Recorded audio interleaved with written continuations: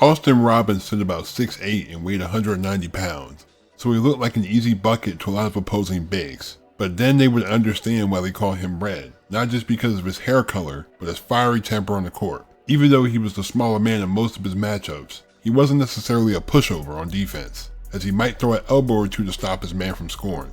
It was a different story on offense, as although he wasn't particularly athletic, he was still pretty mobile and could operate in the pick and roll. He was a great rebounder, and he might have been the ABA's first stretch big, shooting 40% from 3 in 1972. Red was an ABA original, making 4 All-Star and 2 All-ABA teams to start his career, while providing great minutes for the Utah Stars in their title run. Red's career ended with the merger, so his contributions often go unnoticed. But today's video will look at one of the most unique characters in league history. Welcome to Piece of Hoops, and this is another episode of ABA Tales.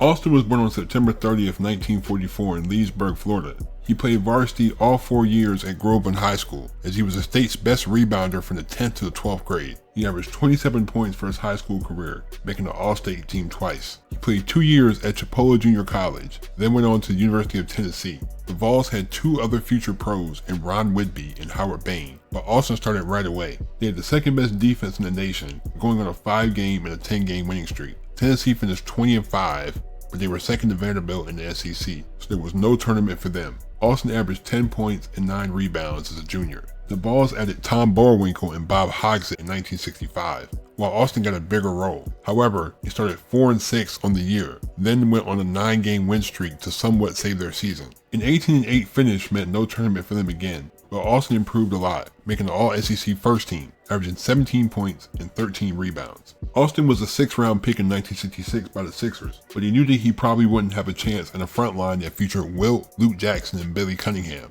so he chose to play in Italy. When the ABA was created in 1967, Austin signed with the New Orleans Buccaneers for his first season. He earned a starting center spot on a squad that featured Jimmy Jones, Doug Moe, Larry Brown, and Jackie Moreland. He showed his talent early, dropping 27 points and 19 rebounds on 10 of 16 shooting in his second career game. Austin was a consistent double-double machine, dropping 20 points and 16 rebounds against the Pacers, 17 and 22 against the Amigos, and 31 and 23 against the Amigos again. Along with his 28 double-doubles, he ranked 5th in rebounding, 9th in field goal percentage, and 15th in defensive win shares. This Buccaneers team was well balanced, as 6 players averaged at least 13 points. Austin was one of 4 All-Stars, as the Orleans finished atop the Western Division with a 48-30 record. Austin averaged 16 points, 12 rebounds, and 1 assist. The Bucks faced the Rockets in the semifinals, as he dropped 21-15 in Game 1. New Orleans won this series in 5, facing the Chapels in the division finals, as he had 19-16 in Game 1 and 23-13 to close out Game 5.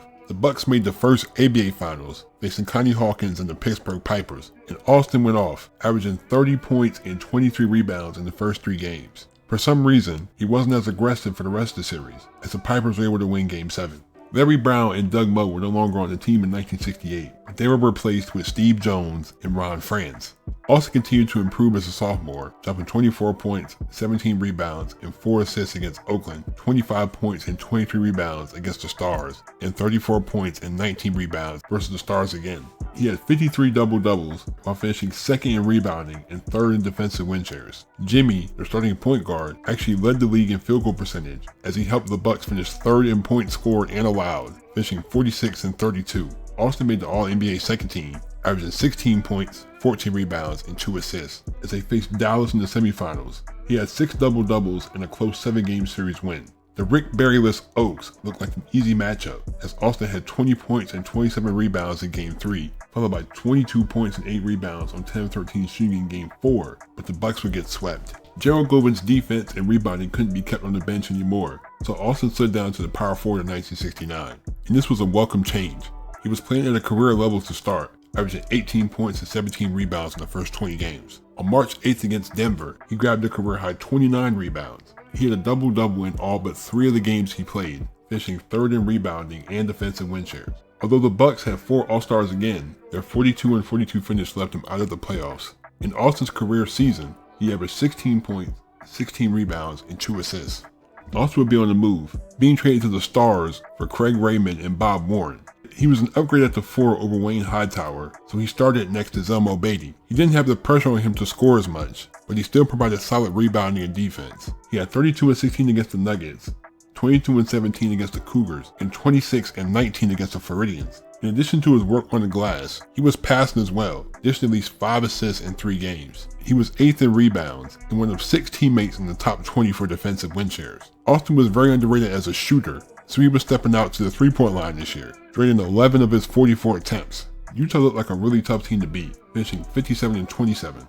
Austin averaged 13 points, 12 rebounds, and 2 assists, as the Stars faced the Sharples in the semifinals. He put up a highly efficient double-double in a 4-game sweep. The division finals against Indiana was a dogfight, but Austin came to play. He dropped 13 points, 13 rebounds, and 8 assists in Game 3, and 25 points and 14 rebounds on 11 of 13 shooting in a crucial Game 7 win on the road. The Stars faced Kentucky in the finals, as this one went the distance as well. Austin came up clutch down the stretch, even scoring 11 straight points in the second quarter of the closeout game to help the Stars win the title. Austin would spend more time away from the basket in 1971, and he would show his unusual perimeter skills for a pivot. He dropped 15 points, 12 rebounds, and a career-high 3 blocks in the 4th game of the year. On January 21st against Dallas, he dropped 17 points and 6 rebounds, draining 3 3-pointers. 4 days later against Virginia, he dropped 26 points, 15 rebounds, and 4 assists, making 2 threes. Austin had the most efficient season of his career, while also shooting 41% from 3. Willie and Zelmo were now the top guys on this team, as they would improve to a 60 and 24 record. Austin averaged 12 points, 9 rebounds, and 2 assists. He struggled with his efficiency in the semifinals against Dallas, but Utah was able to sweep them. They then met Indiana again in the division finals, and Austin had a great Game 1, dropping 8 points, 16 rebounds, 6 assists, and 5 blocks. He would get hurt in Game 2 and he wouldn't really contribute again until Game 7, with 10 points, 8 rebounds, and 5 assists. But the Stars lost this one to be eliminated. The NBA announced its one and only expansion team in 1972, the San Diego Conquistadors, being coached by Celtics legend K.C. Jones. Even though he was a fan favorite, the Stars didn't protect Austin, so he was scooped up by San Diego in the expansion draft. Chuck Williams, Stu Johnson, and Larry Miller were the main guys on this new team, while Austin would come off the bench behind Gene Moore. He provided quality production in spurts, dropping 22 points, 9 rebounds, and 2 assists against Dallas, and a career-high 36 points and 8 rebounds on 16 of 22 shooting against the Chaps again. Chuck and Stu were all-stars, but the Qs just didn't have enough talent to match up with teams like Kentucky and Indiana, as they finished 30 and 54, but this was still enough for the playoffs. Austin averaged 10 points, 7 rebounds, and 2 assists, as they faced Austin's former team in the semifinals. He dropped 18 points, 17 rebounds, and 2 blocks in Game 2, and 19 points, 14 rebounds, 4 assists, and 2 steals in Game 3, but it was to no avail, as San Diego was swept. The Qs made a big splash in 1973, hiring Wilt Chamberlain as a player coach, but the Lakers sued and he was only allowed to coach the team. Promising rookie Caldwell Jones took up most of the center minutes, so Austin was a reserve again. He did break out for 23 points, 12 rebounds, and 5 assists on October 28th against Memphis, but he would be traded along with Chuck to the Colonels. He played solid backup minutes behind Artis Gilmore, as Kentucky finished 53 and 31. Austin averaged 8 points and 5 rebounds, as he kept the same role in the playoffs, as they would sweep Carolina, then get swept by the Nets. Austin would be traded 4 games into the 1974 season, being sent to the Squires for cash. Virginia was a dumpster fire at this point, and with nothing to play for, Austin became the starter. He dropped 32 and 12 on the Pacers, 25 and 12 on the Spirits, and 29 points, 7 rebounds, and 4 assists against the Colonels. While the Squires had talented players, they just couldn't compete, finishing 15 and 69. Austin averaged 14 points, 7.5 rebounds, and 2 assists. He was waived by the Squires in September, playing one more season in Italy before retiring in 1976. Austin owned a couple of shoe stores, while also working as a sales rep for Champion Sports. He even joined Hot Rod Hundley on radio and TV broadcasts for the New Orleans Jazz. Austin would pass away on November 18, 2009 after a long battle with cancer. Red Robbins' slight build fooled a lot of opponents into thinking that he would be an easy matchup down low, but he was a lot better defensively than the stats indicate, even if he might have thrown a few elbows. He was the ultimate professional, and his great attitude was a boost to team morale and something that endeared him to the fans. He still had a lot of game, as he was great on the boards, and his floor spacing capabilities were a glimpse into the future. He sits 4th all-time in rebounds, and 7th all-time in career defensive win shares. And while he may not be on the all-time team, he was certainly one of the best players in league history. Thank you guys. I really appreciate y'all for the support. Like, I don't know how many times I have seen Red Robbins' name, and I finally got a chance to look him up. He's a great player, man. He definitely was one of the first stretch bigs, because I see when he was in the All-Star game, he's pulling up from pretty much the three-point line, and he's hitting that from the three. He's really skilled. The fact that he was able to play center at 6'8" and 190 pounds. That's what most of the shooting guards and small forwards are. He's a great offensive player. He was a great rebounder. He was great on the glass. You know, he was just a guy who came and did his job. You know, didn't complain, didn't do all this extra stuff. He just went and did his work, man.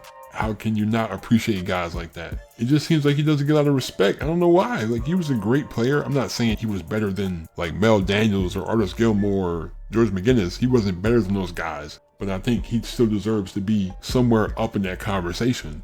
Thank you for watching. I really appreciate y'all. RIP to Red Robbins. Because it's just like the name really called me, because it's like, that's such a unique name. Leave a like if you enjoyed. Hit that subscribe button to my channel. Turn my post notifications on if you haven't already. Please be safe. Stay on the grind. Have a great day. I'm out. Peace.